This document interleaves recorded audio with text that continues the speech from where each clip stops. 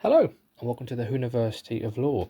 In today's video I'm going to be unboxing and reviewing this package, which as you can see from the spine, I'll turn it around, is Doctor Who and it's Master Part 2 of, I'll get there, Dark Gallifrey. So, just a warning from the off, there's going to be spoilers in here because I've mentioned this a few times, and that is that I've been enjoying the Dark Gallifrey stuff, but I've been a little bit lost about how it's all going to come together. They're all entertaining, but they seem quite separate, and I couldn't really see the wood for the trees. What that, as of this release, has changed, which kind of makes sense when you think about it, because I think the next release coming out in September, I'm sure that's the halfway point. So we are halfway into Dark Gallifrey, so it makes sense that we're starting to get some answers. So yeah, so we've got the TV movie Master. I'll try and make that a bit clearer for you. There we go. So it's the TV movie Master. So this is the third Master to be included in Dark Gallifrey. We've had 4 seasons, 3 of the 4 have had the mastering. I'm guessing now, from what I've heard in the Big Finish podcast, or I think it might be Vortex magazine, we are going to start to see other Time Lords. But I think, for me, this release has definitely piqued my interest in terms of the whole Dark Gallifrey tapestry starting to make a bit more sense. I think we've got a clue as to what's happening. So first of all, in terms of the release itself, obviously you can't really listen to this on its own. You need to basically get the trilogy of Master stories. It's a self-contained story. You can listen to these 3 episodes in their own right and they will work. You don't need to have listened to the previous 3 trilogies, so this will work as a standalone story. It's a very good story. And as I've said about the strength of these Dark Gallifreys is the fact that you're getting this 3-hour story, which Big Finish are doing a lot of at the moment. They're doing a lot of these kind of 3-hour stories, or in some cases these 6-hour epics. And it's fantastic because you give one writer this massive canvas, you're giving the director and the actors and the guest cast especially, so you're getting these new characters in who you really engage with, you spend time with. The actors get to know their characters a little bit more, get more immersed in them, you get a bit more immersed in them, and that's been great with the box sets. But the great strength of Dark Gallifrey is that you're getting 3 hours across 3 months, so you're listening back to them, you're really getting to know the characters, you're taking your time with them, because you're having to wait. You're re-listening. You feel that you know the characters better. I already found that with Morbius, because there's very few recognizable characters in here other than the main Time Lord, who is the focus of the trilogy. All the other characters are new, and a lot of the time, the main Time Lord who you're waiting for actually doesn't appear very often. And so you're really left with this cast of new characters, and I found all of them really engaging. And in particular, the first one, Morbius, is still my favourite, because it really digs into the lore of Gallifrey, and they've all had that element in there. I'm really enjoying this one, and this one probably has the most links back to the first trilogy. So that's kind of my review on this particular individual piece. It's teased at the end that the 8th Doctor's coming. We've seen the artwork, so he's going to be in the final part. He's not actually in it, but we kind of find out about his involvement, particularly coming to the end of this part of the trilogy. So yeah, it's a worthy addition to the Dark Gallifrey series, and indeed to the trilogy. If you're going to listen to it, please make sure you listen to Master Part 1. You can get a bundle of these 3, or of the 6 that came out this year, or indeed of the 12 from the last 2 years, or the whole 48. I think it's 48. Am I right in thinking it's 48? I might have got that completely wrong. It might even be more than that. I'm sure it's 48. Or maybe I've got that mixed up.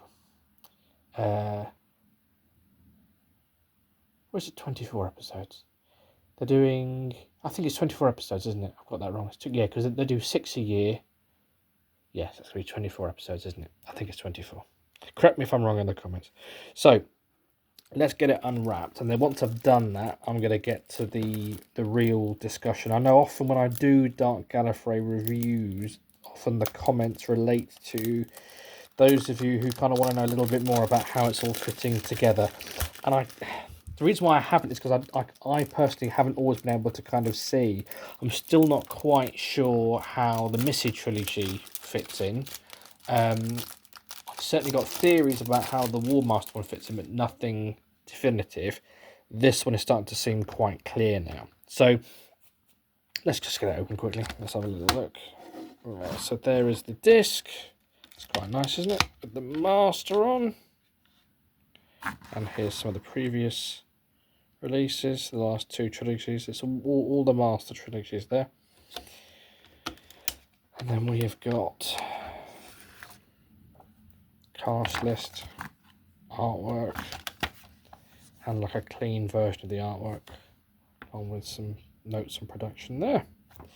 So, how does this all fit in? How is Dark Gallifrey taking shape? Well,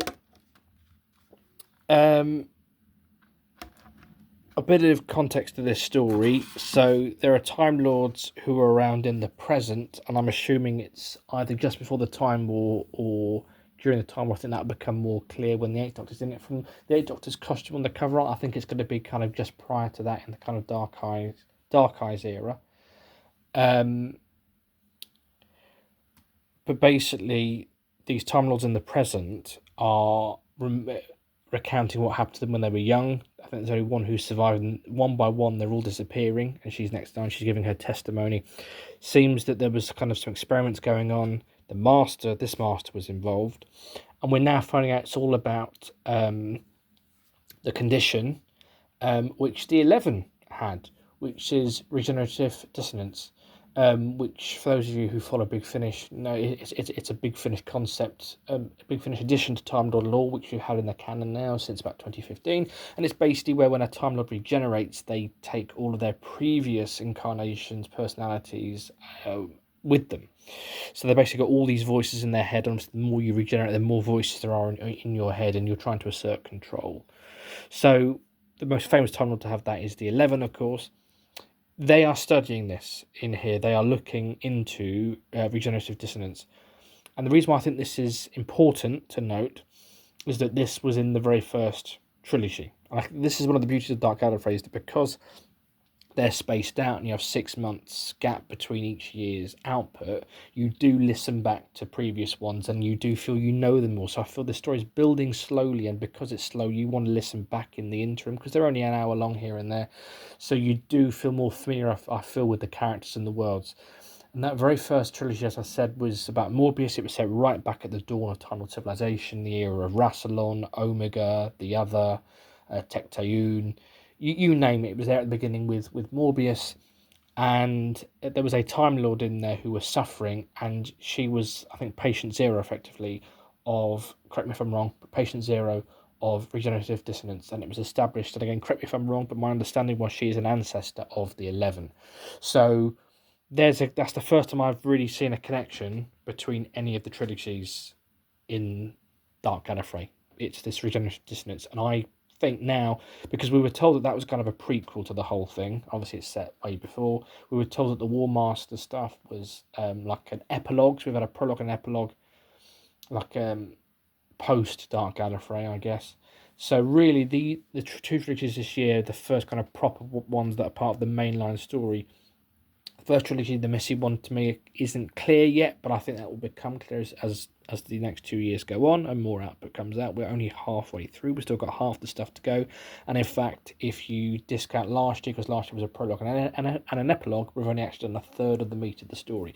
Now, to me, as I say, this whole thing about regenerative dissonance, to me, this is going to be at the heart of Dark Gallifrey. I may be wrong, but the fact that I'm seeing it twice, I think we're starting to see the wood for the trees, and I'm really excited about it because it's a really exciting addition that Big Finish have made to Time Lord lore, to Doctor Who lore, and I'm really excited that they're mining that further, and let's see where it goes. I think this is a great opportunity to look at the different Time Lords, to explore the different Time Lords in more detail. Obviously, a lot of the Masters have had their own ranges over the years, which has been great to explore those characters.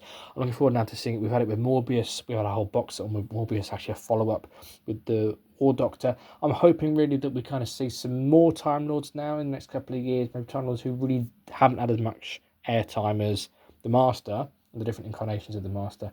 I'm looking forward to really delving into them, but through them getting insight into the rich lore and history of Gallifrey and the Time Lords, because they're always very mysterious.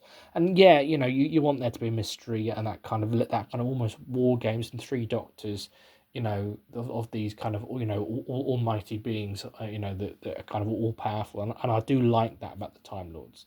And they kind of had that mystery when Doctor Who came back in 2005 because of the Time War. They kind of had that mystique. But I think you can still delve into them and learn more about them, provided that the questions that you answer provide you with more questions and more mythos, if that makes sense. I think you can reveal things about characters which then provide more mystery, and I'd love to see that happen. I felt that from the Morbius trilogy. I learned so much. I felt so immersed in ancient Gallifrey, and at the same time I came away feeling that I knew so little. And I think that, you know, I want to feel immersed in the Time Lord lore, but in a way where I feel like it's an ocean and I haven't experienced everything. And I hope we can do a bit more of that in the range. But yeah, Regeneration of Dissonance, that is where my money's at the moment for where this is going to go. But let me know what your thoughts are in the comments below.